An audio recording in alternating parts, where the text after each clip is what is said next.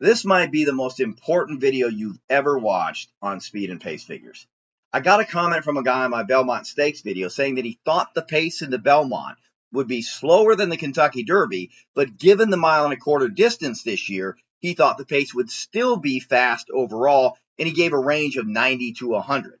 Now, I assume that he's referring to the Brisnet pace figures, but it really doesn't matter what pace figures he was referring to because structurally speaking, most speed and pace figures are the same, and most are based on very old data.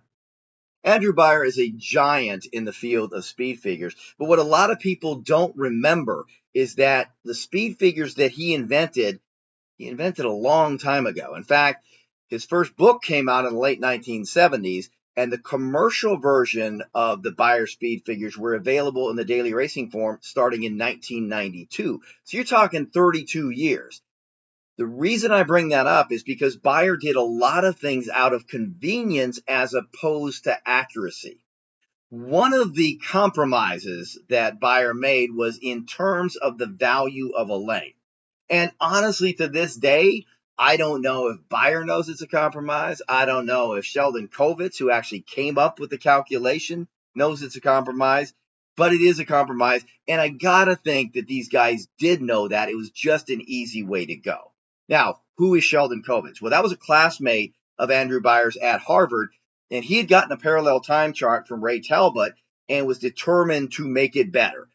There were speed figures floating around for years before Andrew Beyer. It's just that they weren't very good. Beyer really took it up a level. And one of the ways that he did that with the help of Kovitz is by coming up with a variable value for lengths based on distance.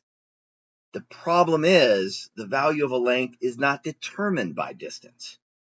Yet that erroneous value for a length is still being used today. I know it's shocking. It's hard to imagine that horse racing would be behind the curve, but it actually is.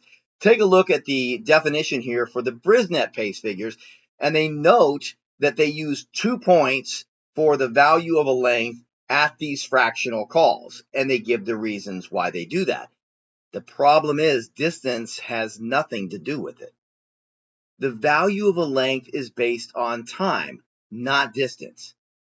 Now, I've got this chart here that demonstrates that. You'll notice the various distances, the various times. We'll talk about that in just a second. But I do want to talk about an assumption that I made that some of you may argue with, and I'd love to hear those arguments in the comments. I researched the length of a horse in studies. I talked to people.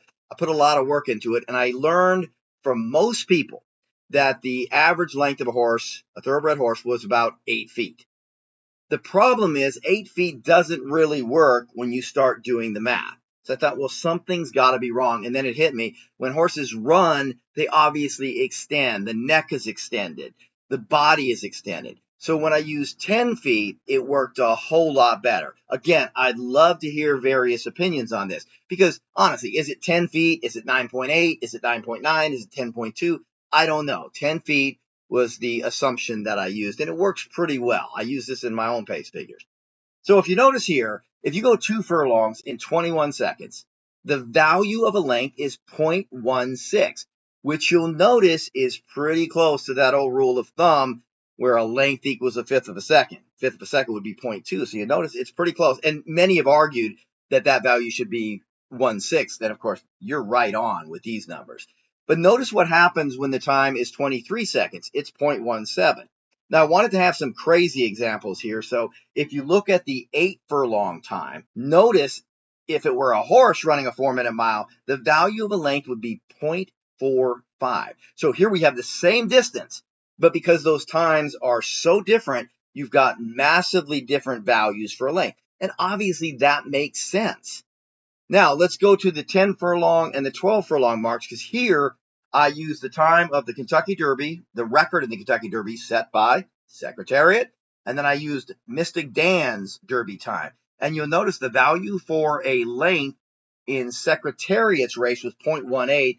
It's 0.19 in this year's edition. I mean, speed figures can change based on condition, based on track condition, based on trip, all of these different kinds of things. So I'm not saying that you have to have accurate figures, but I do think it's important to know where these figures come from and what they mean. Anyway, I hope you got some value out of this. If you do like these kinds of videos, please like the video and please subscribe as well. Thank you so much for watching.